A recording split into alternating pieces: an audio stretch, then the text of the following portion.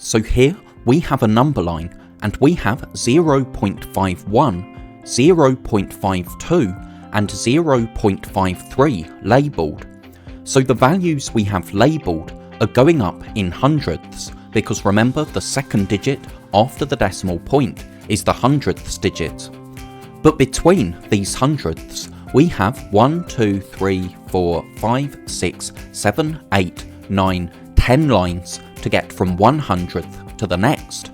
So between hundredths we have thousandths because 10 thousandths is the same as 100th. So these little lines that we have labelled must each represent 1,000th. So which number is the arrow pointing to here? Well, remember these little lines are thousandths and this is 2 thousandths after 0.51, so that must be 0.512. And what do we have here? Well, that's 9 thousandths after 0.51, so that's 0.519. So 1,000th before 0.52 is 0.519, and it's important to understand that though it uses more digits, 0.519 is less than 0.52. Now we have 3 thousandths after 0.52, so that's 0.523. And finally, we have 9 thousandths after 0.52, so that's 0.529. Now what I like to do, when we've got a number line with decimals on it, I like to write 0.51 as 0.510, because that's the same as 0.51, but the 0 on the end doesn't change the number. So then we can do the same with 0.52 and 0.53. That way, if we look at the values we had to label, it's easier to see why this first arrow was pointing to 0.512, then 0.519, so 1,000th before 0.52, then 0.523, and then 0.529. So if we put a 0 on the end of 0.53, it's easier to understand why 0.529 is 1,000th less than 0.53. Now we have 1, 1.01 and 1.02 labelled. So again, the values that we have labelled are going up in hundredths, which means each of these little lines must represent 1,000th. So this arrow is pointing to 4 thousandths after 1. So we write that as 1.004, because remember the third digit after the decimal point is the thousandths digit. So now we have 9 thousandths after 1, so that's 1.009, and notice that's 1,000th less than 1.01. Now we're 4 thousandths after 1.01, so that's 1.014.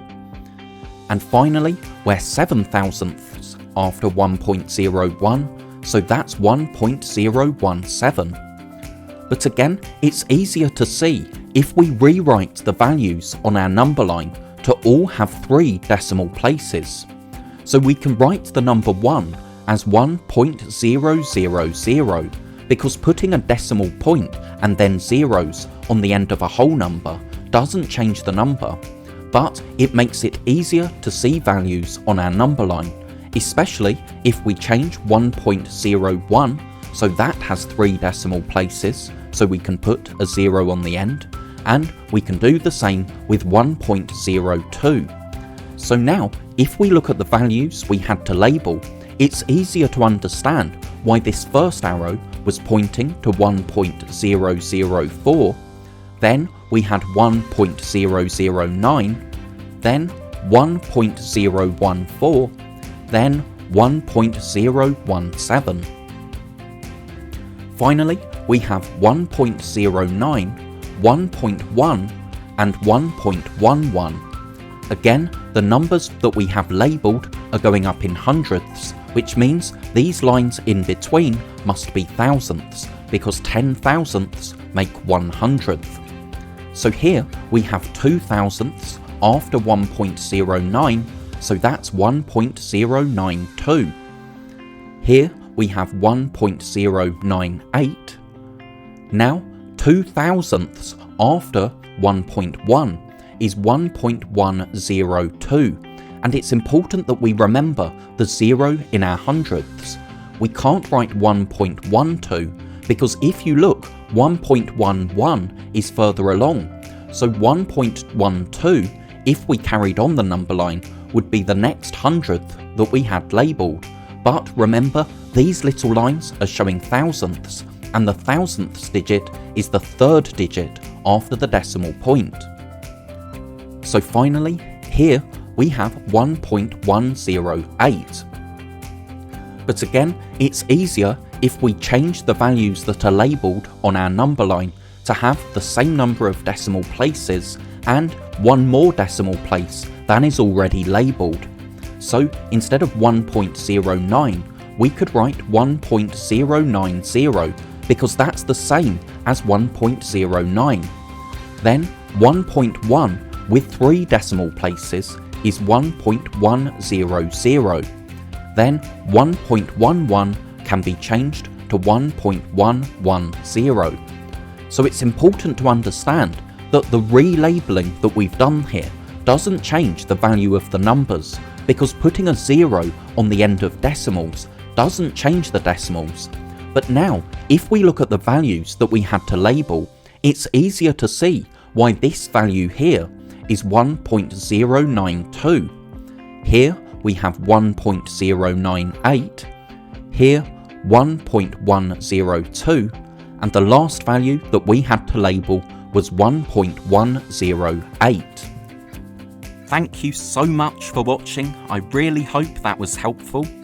If you're a teacher or a parent, then please subscribe or go to keystage2maths.com to download resources for this lesson and many more.